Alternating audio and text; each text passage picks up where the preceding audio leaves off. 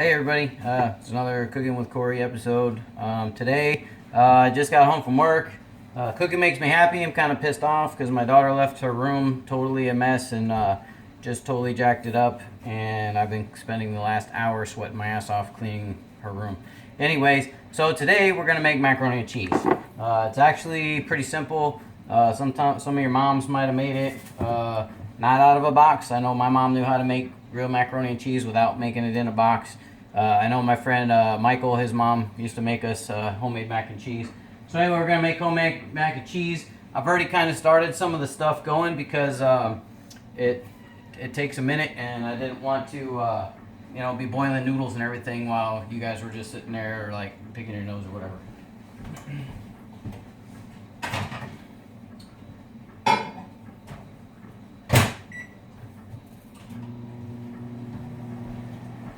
Alright, so anyway, right now I'm warming up the milk. When you go to make your roux for your, roux, and that's the Cajun going on. Anyway, when you go to make your cheese sauce, any basic white sauce will work, and then all you do is you add some shredded cheese to it. My favorite is just regular plain old sharp cheddar cheese. Just get the crappy Kroger brand. Doesn't matter. You're melting it and sticking it into something, so it's not a big deal. Anyway, this water over here is extremely hot right now.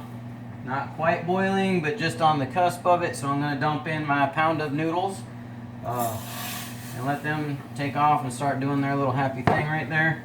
Because we want to have some nice happy noodles.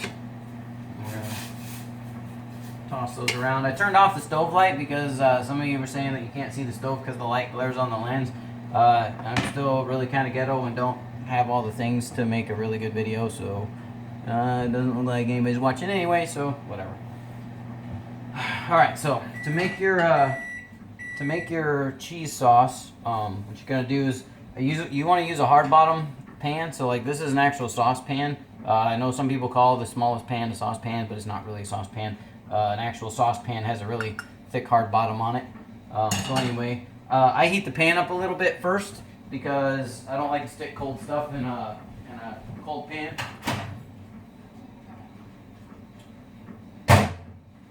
Also, you want to warm your milk up because you don't want to just dump cold milk into some hot grease, which is the butter. That can be bad and it splatters everywhere and you won't like it. It'll be gross. Anyway, so let me see. I need a knife. Yeah, you're stupid. Knife.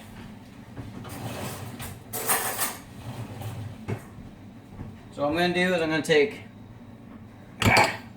2 tablespoons of butter and I'm going to melt them in the pan. And I like to use real butter just because that's me and I prefer to use real ingredients when I can.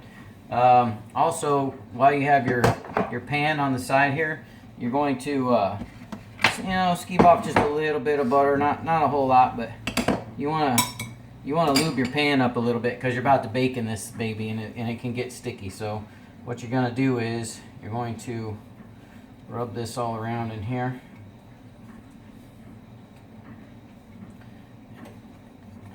Not a whole lot. Like if you've ever baked cakes and you've had to flour the pan before, and you're supposed to lube it up with some butter first. So that's all you're really doing. You're just greasing it just a little bit. See, I mean, you can't even really see the butter on there, but all that does is it's going to keep your mac and cheese from sticking.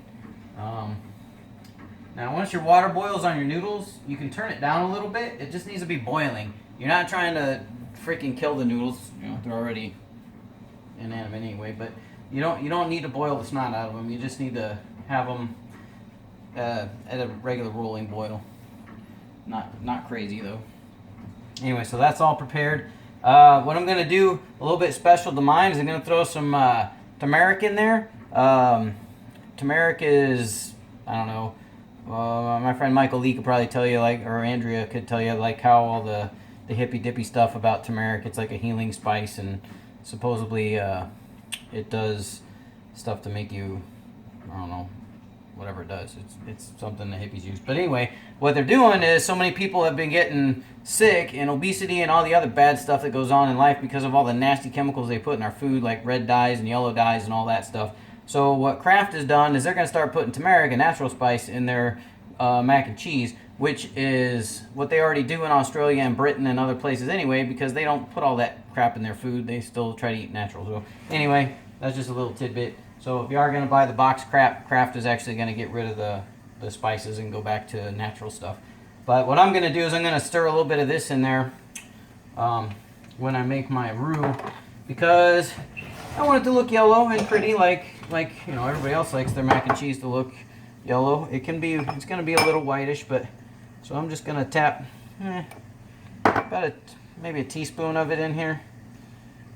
It looks about like a teaspoon. Excuse me. I ate radishes earlier. Alright, so I'm going to mush this up. And it's also going to give it just a little bit of a flavor. It's not a very strong spice. It doesn't have a very, I don't know, it's not like going to knock you out or anything. It's just kind of a subtle spice. And then also, it calls for a pinch of cayenne pepper. And that's just to spice it up a little, give it a little kick there. So, I don't know, that looks like a pinch. I'm eating it by myself, so I don't really care if it's hot. So I'm going to make it hot as I want it. Let's see. Nope, nobody's still watching. Whatever. So anyway, my butter is melted. My noodles are starting to boil. I'm going to give them a little toss. Don't want them sticking together. 7 to 9 minutes, what most people suggest on some noodles. But you can do more or less depending on how you like your noodles. I prefer mine to be more done than not, but you're getting ready to bake them, so it's okay if you make them a little overcooked, because as they bake they're gonna harden up a little bit. Or if you undercook them a little with all the liquid that you're gonna have in here, it's going to end up just offsetting it. So I mean, you really can't screw this up. It's kind of a really good thing if you're like a new wife, husband, girlfriend, boyfriend, transgender, whatever the hell you are that cooks for the other person in your life. It's good to do because it makes it easier for them, to see like, hey, you know how to cook, you didn't burn it, you didn't screw it up. So anyway, I dump in my flour to my butter, just like you would make any kind of roux or gravy.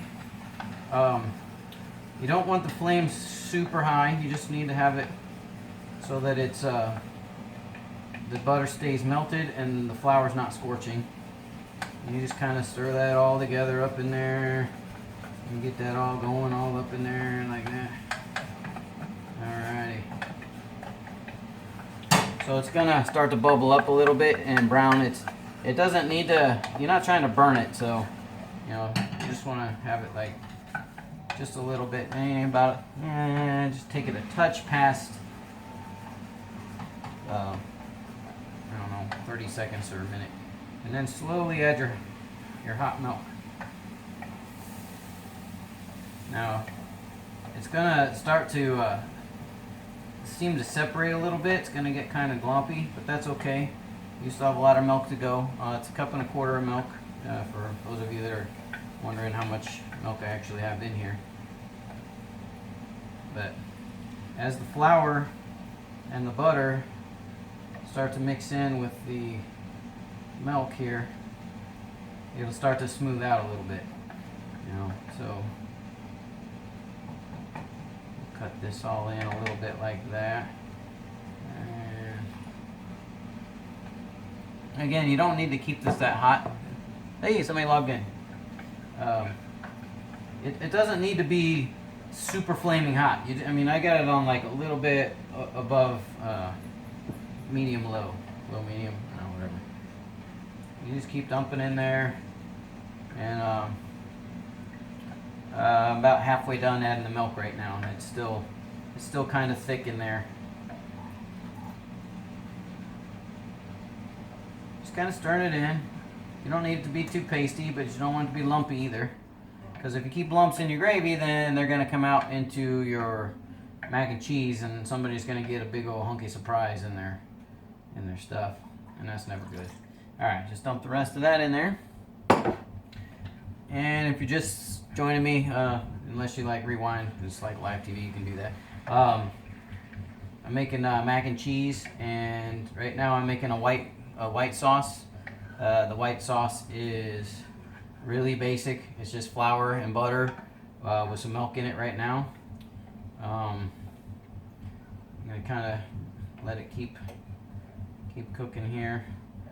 Goes about, you can give it about a minute or two past once all the ingredients are blended and you don't have any more lumps in there. It's okay to have just a few micro lumps, but it's not a big deal. All right, so then what I do is this is the turmeric and the chili, the cayenne pepper. So I'm gonna flop that in here, and like I said, turmeric, whatever, however you say it, I don't know, freaking. It's going to make it yellow. Let's see, bring this over here so you can see it. Can you see that? Get up a little higher. Oh, I don't want to spill it though. Okay, well anyway, it's looking like mac and cheese right now. Alright. See, if I had a really cool top-down angle, you could really see, like, this looks like the color of what the mac and cheese in the box looks like when you get it. So if you got them picky little freaking kids that, like, it doesn't look like the box, you know, well, now it'll look like the box. And at least that's one less thing they can complain about, is that, you know, it looks like the box stuff. But in my opinion, it tastes way better because you're making it from scratch. And what's the secret ingredient? Love. Oh, anyway. All right. So now, as all that's kind of coming together, you're gonna slowly add your cheese. I have a half a cup of shredded sharp cheddar cheese. I'm just gonna kind of plop that in there, let it go. Give my noodles another ring around the bowl here.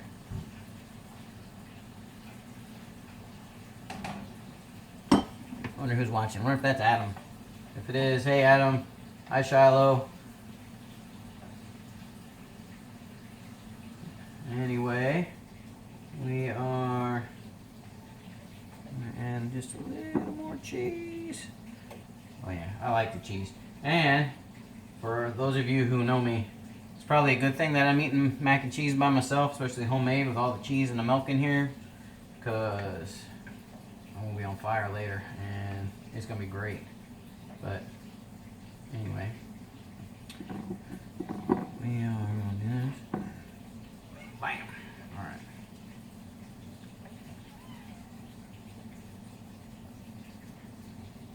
Even the cat's trying to get on this action. She's down here at my feet meowing at me because she knows that the mac and cheese is the bomb. Alright, see, can you see that now? See, it looks kind of the color of the box stuff. It actually even is kind of a little bit lumpy like the box stuff is. Although it's not the box stuff, because the box stuff is heinous. Well, not heinous, but anyway. I'm not trying to insult you guys that still cook stuff out of the box, because I understand that people are busy and they don't have time to do this. So that's one of the reasons I'm making these videos, is to show you that you may think you don't have time. Ooh, almost didn't know anything. But you actually have more time than you think. This whole meal does not take that long to make. You know, you can serve it with some veggies that you nuke in the freaking microwave or whatever. I just threw a little salt and pepper in there.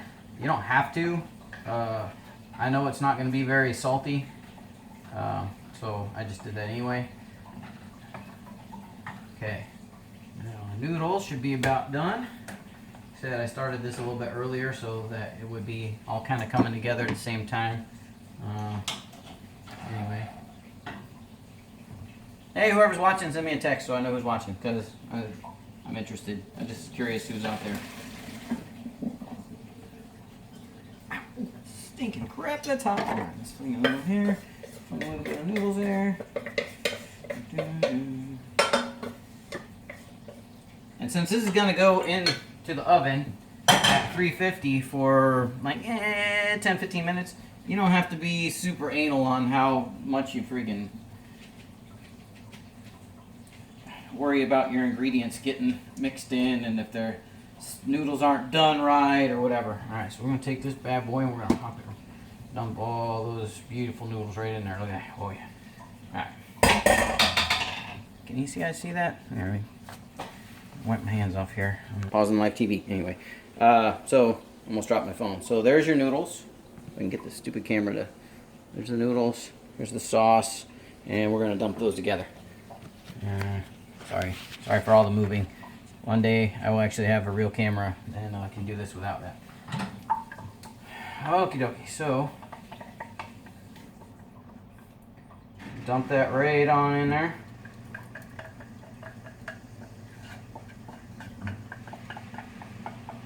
So Google sent me a little happy email that said a picture that I hung on Google has over 10,000 hits on it already.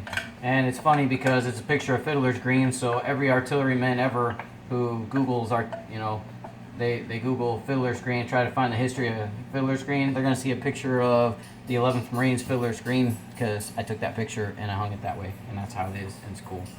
Anyway, so we're going to put all the sauce in. Roughly makes 2 cups of sauce, and then with your pound of noodles, that makes about 3 total cups in volume. So you want to make sure that your pan is big enough to hold at least 3 or 4 cups worth of stuff, or you're gonna like throw it in there and bad things are gonna happen, and it's gonna overflow all over the place, and you're gonna be unhappy. All right, so we're smoothing all this out here like that. Yeah, that looks good. And then, because like I said, I'm eating this alone tonight, so I'm going to shred me up some more cheese, and I'm going to just put a little bit of cheese on the top so it'll melt down into it. Not a whole lot, doesn't have to be crazy. We're not getting all insane or nothing like that, but I will sprinkle some regular cheese on the top. Put some cheese on that. You want some cheese on that? From the Midwest, put cheese on that, right? Cheese on it. All right, anyway, stick this in there. And one thing that Mom always put on it, and I know Andre doesn't like that I put like crunchy things like potato chips and breadcrumbs on top of stuff, but breadcrumbs are yummy. So we're gonna sprinkle just about